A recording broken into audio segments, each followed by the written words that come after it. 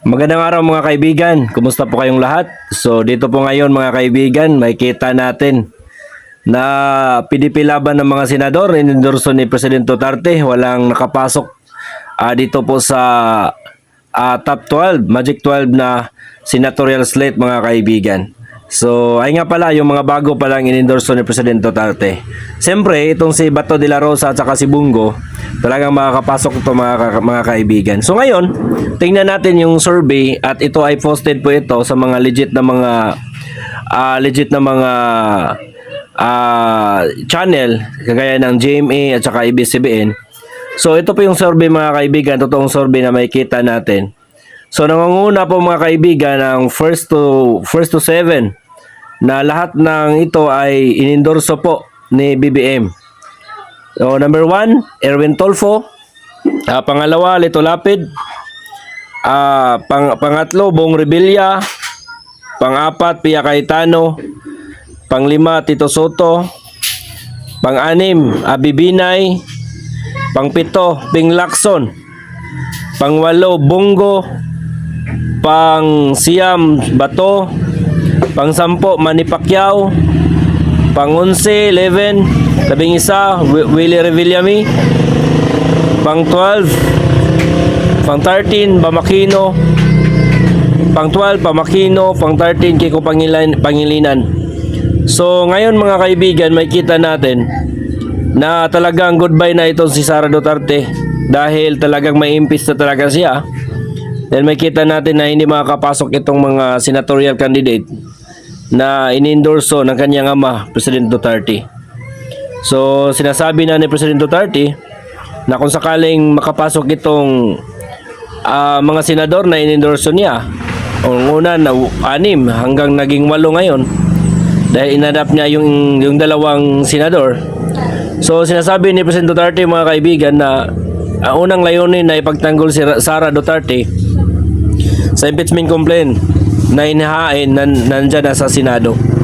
So pang 15 mga kaibigan, 15 is Camille Villar, 16 Amy Marcos, Willie Ong, Benhur Abalos, Gringo Honasan, Bonifacio Busita, Philip Salvador, Francis Tolentino, Rodante Marcolita, Jimmy Bundok. So ngayon makikita natin mga kaibigan na totoong napakasulit talaga itong tandem, alyansa ni President Bongbong Marcos, itong mga senatorial candidate niya.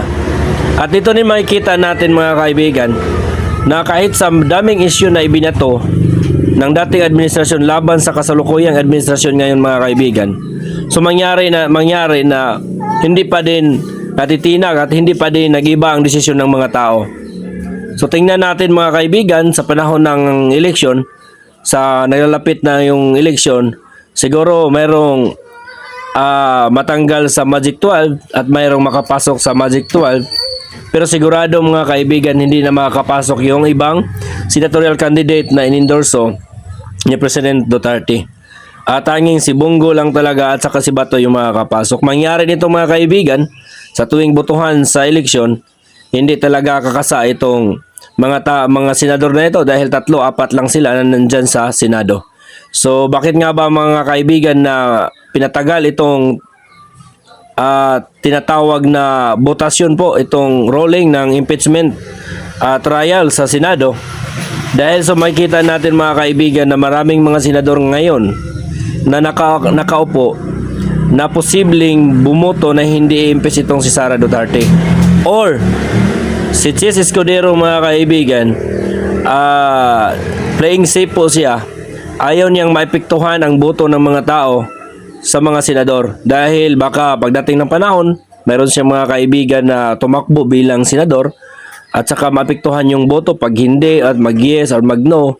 So makakaapekto to mga kaibigan sa eleksyon.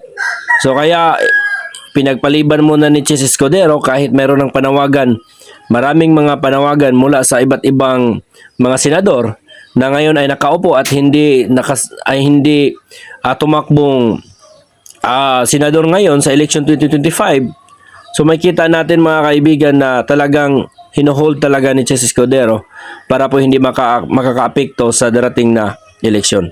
So ngayon mga kaibigan, makikita natin ang pinaka-latest na survey. Ito po yung pinaka-latest na survey ngayon po. at makikita natin na totoo talaga na nagiba na yung mga tao. Totoo talagang nakikita na nila yung katotohanan, sino yung mas mahusay nagpatakbo ng bansa natin. So hanggang dito lang po tayo mga kaibigan, at sana po mayroon sa sunod na sa darating na eleksyon, iboto natin yung tama, iboto natin yung may malasakit para sa bayan, iboto natin ang prinsipyo ng pagtulong sa bayan. So mayroon kasing maraming mga senador na tumatakbo lang sila dahil sa pansariling mga interes. So ngayon mga kaibigan, ito yung pinaka-latest na survey. At dito po, hanggang dito na lang po tayo. At don't forget to subscribe. Comment po mga kaibigan kung ano yung mga saloobin nyo sa video na ito. Maraming salamat po.